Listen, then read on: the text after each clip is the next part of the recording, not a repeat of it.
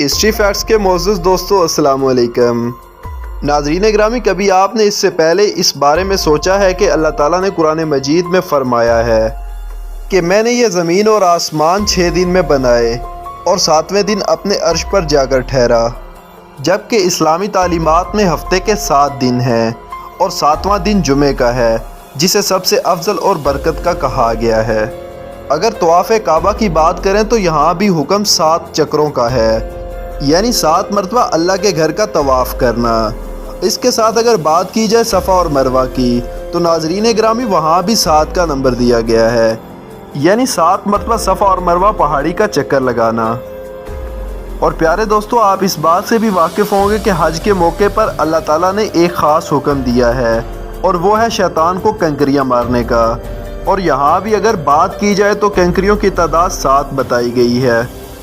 اس کے بعد اگر بات کی جائے سورہ فاتحہ کی، جس کو قرآن کی ابتدا اور توحید کی بنیاد کہا گیا ہے، پیارے دوستو اس میں بھی 7 آیات ہیں، جبکہ 21 حروف، جو کہ 7 اور 3 کا ملٹیپل ہے۔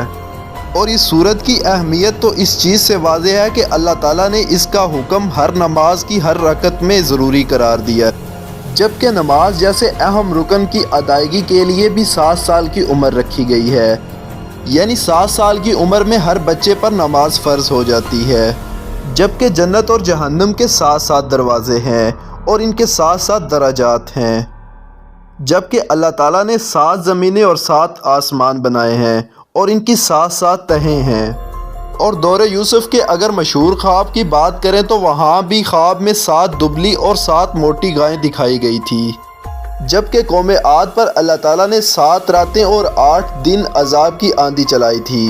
یہی نہیں، اس کے ساتھ زمین پر 7 رینبو یعنی 7 رنگ دکھائے گئے ہیں، جس سے دیگر رنگ بنتے ہیں، جبکہ میوزک کی بھی 7 دھنیں ہیں، لیکن اس کا اسلام سے کوئی تعلق نہیں ہے۔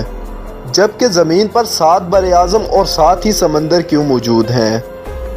پیارے دوستو، اس 7 نمبر میں اللہ تعالیٰ نے ایسی کون سی خاصیت رکھی ہے جس پر تاریخ کے اوراق مکمل طور پر خاموش ہیں، جبکہ سائنسدان بھی اس کی حقیقت آج تک نہیں جان سکے کہ اس نمبر کے پیچھے کون سا ایسا راز ہے کہ جس سے قرآن پاک کے ہر اہم واقعے میں بھی 7 نمبر کا ذکر ہے، اور دنیا کی بناوٹی چیزوں میں بھی 7 نمبر کو بہت زیادہ ذکر کیا گیا ہے۔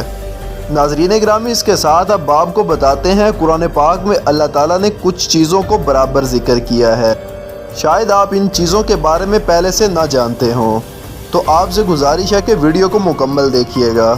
پیارے دوستو، پورے قرآن پاک میں 117 مرتبہ سزا کا ذکر ہوا ہے، اور اس سے دگنی تعداد یعنی 234 مرتبہ معافی کا ذکر ہوا ہے۔ اور اسی طرح اللہ تعالیٰ حضرت محمد صلی اللہ علیہ وسلم سے فرماتا ہے کہ کہو، یہ لفظ کہو 332 مرتبہ رپیٹ ہوا ہے، جبکہ اس کے جواب میں انہوں نے کہا یہ لفظ بھی 332 مرتبہ رپیٹ ہوا ہے۔ جبکہ حیرت انگیز طور پر قرآن پاک میں دنیا کی زندگی کا ذکر 115 مرتبہ ہوا ہے، جبکہ آخرت کی زندگی کا ذکر بھی 115 مرتبہ کیا گیا ہے۔ شیطان اور فرشتے یعنی دونوں کا ذکر قرآن مجید میں 88 مرتبہ ہوا ہے، یعنی 88 مرتبہ۔ جنت اور جہنم دونوں کا ذکر قرآن پاک میں 77 مرتبہ ہوا ہے، یعنی 77 ٹائمز۔ زکوٰۃ اور برکت کا ذکر قرآن مجید میں 32 مرتبہ ہوا ہے۔ یہی نہیں بلکہ موسم کا ذکر بھی قرآن مجید میں برابر ہوا ہے، یعنی 5 مرتبہ گرمی، جبکہ 5 مرتبہ سردی کا ذکر کیا گیا ہے۔ مرد اور عورت کا ذکر بھی قرآن مجید میں برابر کیا گیا ہے، یعنی 23 مرتبہ۔ جبکہ سائنس کے مطابق اس کے اندر ایک لاجک بھی ہے۔ سائنس کے مطابق بچہ 23 کروموسومز ماں جبکہ 23 کروموسومز باپ سے لیتا ہے، جو ٹوٹل ایک انسان کے اندر 46 ہوتے ہیں۔ ایک انسان کے ڈی این اے میں موجود یہ 46 کروموسومز بتاتے ہیں انسان کا کریکٹر اور انسانی جسم کو ڈیولپ کرنے میں مدد دیتے ہیں۔ قرآن پاک میں موت اور زندگی دونوں کا ذکر 140 مرتبہ کیا گیا ہے۔ اس کے علاوہ مزید قرآن پاک میں زمین کا ذکر 13 ٹائم یعنی 13 دفعہ کیا گیا ہے، جبکہ سمندر کا ذکر 32 دفعہ کیا گیا ہے۔ اور اس میں ایک انتہائی حیرت انگیز لاجک ہے، جس کے بارے میں شاید آپ پہلے نہ جانتے ہو۔ اگر زمین اور سمندر کے دونوں نمبروں کو جمع کیا جائے تو یہ بنتا ہے 45 یعنی 45۔ اب اگر زمین کے نمبر یعنی 13 کو 45 سے تقسیم کریں تو یہ بنتا ہے 28.88، اور اسی طرح اگر سمندر کے نمبر یعنی 32 کو تقسیم کریں 45 سے تو یہ بنتا ہے 71 پوائنٹ۔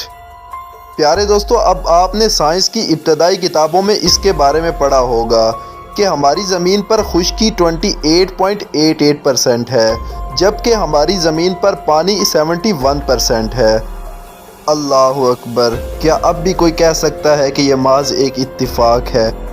پیارے دوستو، قرآن پاک میں اس کے علاوہ اور بھی بہت سارے معجزات اور نشانیاں موجود ہیں جو اس کتاب کو اللہ تعالیٰ کا کلام جبکہ اس دنیا کو اللہ تعالیٰ کی تخلیق ثابت کرتے ہیں، لیکن یہ نشانیاں اور معجزات ان لوگوں کے لیے ہیں جو عقل رکھتے ہیں، اور جن لوگوں کی آنکھوں پر پٹیاں بندھی ہوئی ہیں ان کے لیے تو یہ سب کچھ محض ایک اتفاق ہے، جیسا کہ ان کا دنیا میں آنا اور ان کا پیدا ہونا۔ اللہ تعالیٰ سے دعا ہے کہ قرآن پاک کو حقیقی معنوں میں ہمیں سمجھنے کی توفیق عطا فرمائے اور اس سب پر عمل کرنے کی توفیق عطا فرمائے، آمین۔ پیارے دوستو، امید کرتے ہیں کہ آج کی ویڈیو آپ کو پسند آئی ہوگی اور بہت کچھ اس سے سیکھنے کو ملا ہوگا۔ اگر آپ کو آج کی ویڈیو پسند آئی ہے تو لائک ضرور کیجیے گا اور دوستوں کے ساتھ شیئر کرتے ہوئے چینل کو سبسکرائب ضرور کیجیے گا۔